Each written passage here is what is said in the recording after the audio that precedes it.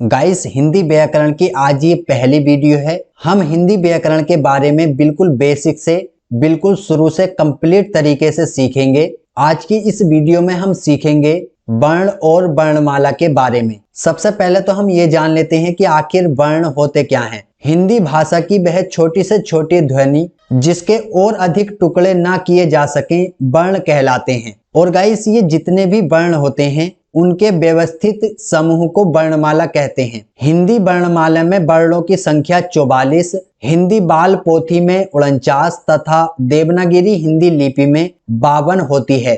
वो किस प्रकार से? इस पूरी वर्णमाला में स्वरों की संख्या 11 होती है, जिसमें यदि हम अयोगवाह स्वर जोड़ दें जिनकी संख्या 2 होती है तो ये हमारे कंप्लीट 13 स्वर हो जाते हैं। इस पूरी वर्णमाला में स्पर्शी व्यंजनों की संख्या 25 होती है।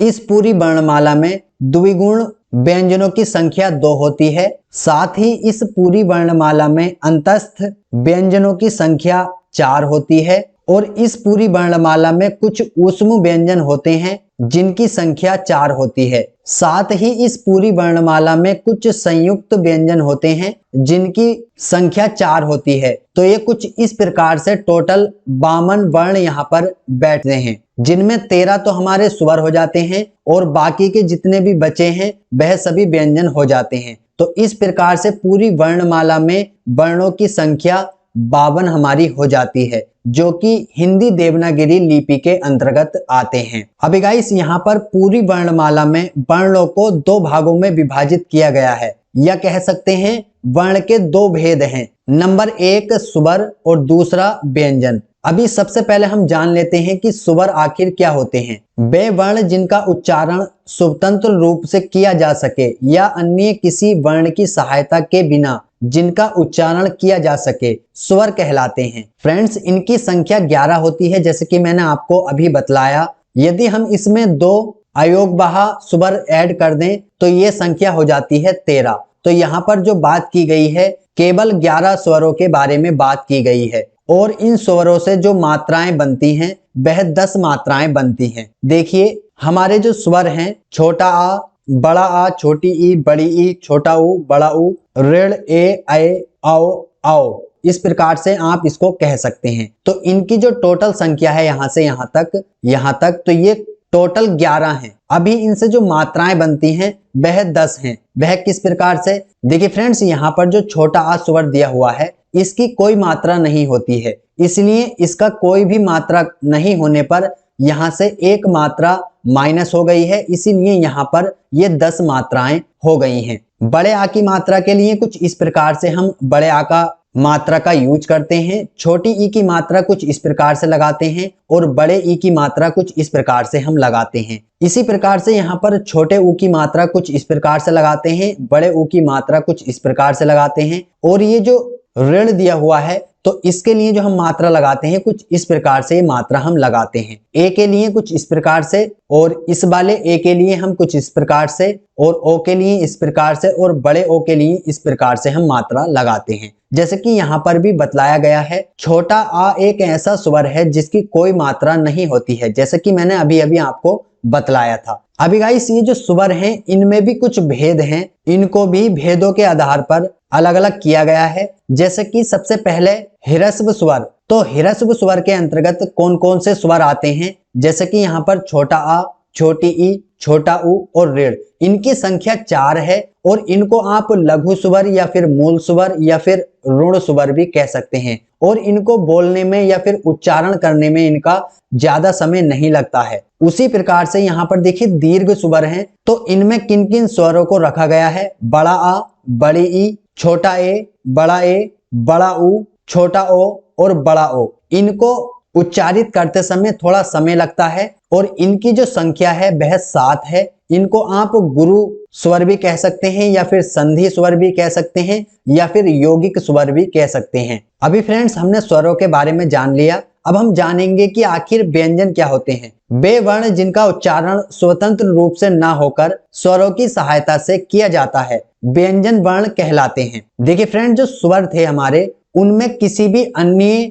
व्यंजन की सहायता नहीं ली जा रही थी, वह स्वतंत्र रूप से अकेले ही अपने आप में उच्चारित किए जा रहे थे। लेकिन अब जो व्यंजन की यहाँ पर बात चल रही है, इनके साथ किसी न किसी स्वर की सहायता लेकर इनको उच्चारित किया जाएगा। और फ्रेंड्स, यहाँ पर जो व्यंजन है इनकी संख्या 33 है और इनको व्यक्त करने के लिए हलंत का सहारा लिया जाता है। फ्रेंड्स, इन व्यंजनों में जो स्पर्श व्यंजन है वह का से लेकर मा तक टोटल 25 हैं। उसी प्रकार से अंतस्थ व्यंजन जो है वह या से लेकर और बा तक है, इनकी संख्या 4 है। और उष्म व्यंजन शा से लेकर हा तक है और इनकी संख्या 4 है। तो इसी प्रकार से ये हमारी टोटल संख्या व्यंजनों की हो जाती है 33। अभी सबसे पहले हम जान लेते हैं कि स्पर्श व्यंजन क्या होते हैं। फ्रेंड, जैसे कि हम सभी लोग जानते हैं कि स्पर्श का मतलब है छूना। यदि आपसे कहा जाए कि किसी चीज को आप स्पर्श कीजिए तो उसका मतलब ये हो जाएगा कि आपसे